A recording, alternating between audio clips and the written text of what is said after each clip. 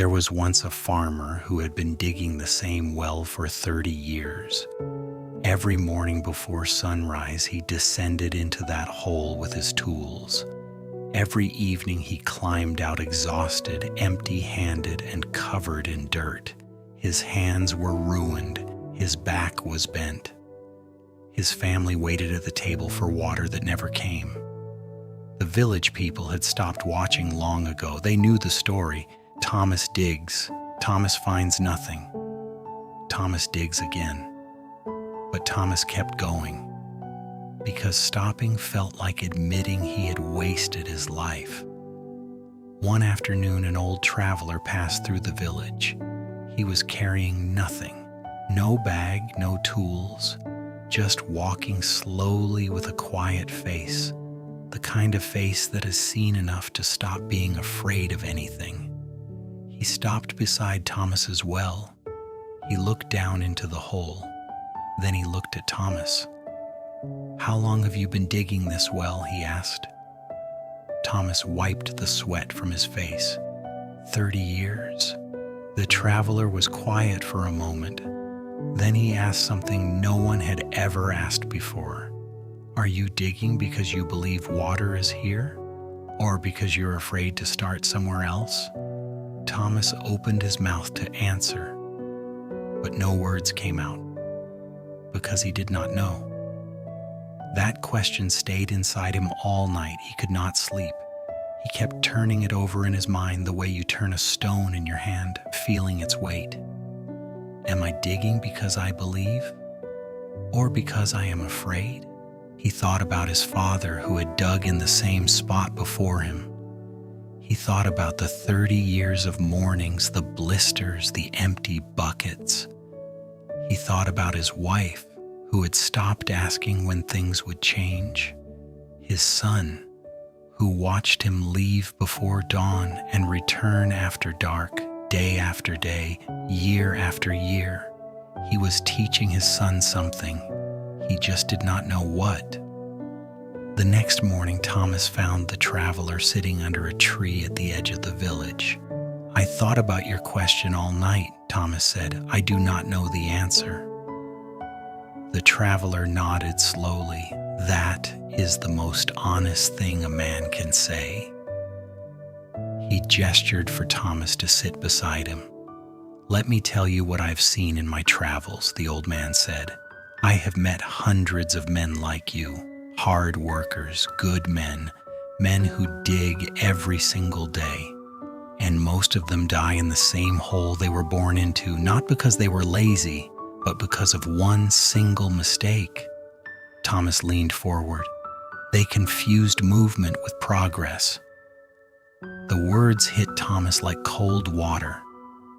"You have been moving every day for 30 years, the traveler continued, descending, ascending, digging, lifting. Your body is proof of your effort, but effort pointed in the wrong direction is not progress. It is just a deeper hole." Thomas stared at the ground. "So what do I do?" he asked quietly.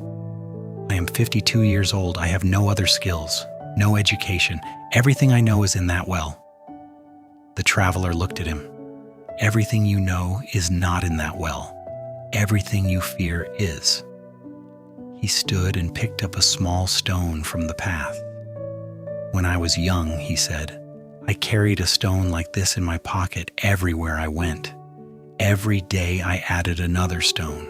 I told myself these stones were proof of my journey. After 10 years, I could not walk. The weight had become my prison, and I called it my identity." He set the stone down gently on the ground. "The day I put them down was the day I began to move." Thomas looked at the abandoned well, at the ropes, at the bucket, at the hole in the earth that had swallowed 30 years of his life. For the first time, he did not see dedication. He saw fear wearing the mask of discipline. He stood up slowly. He walked to the well, looked down one last time, and then turned away. He went home and sat across from his son at the kitchen table. "Tomorrow," he said, I am going to walk to the eastern fields. There is a stream there. I have seen it my whole life and never stopped to look closely. I think there is something there worth finding." His son looked at him with wide eyes. "But what about the well?" Thomas was quiet for a moment.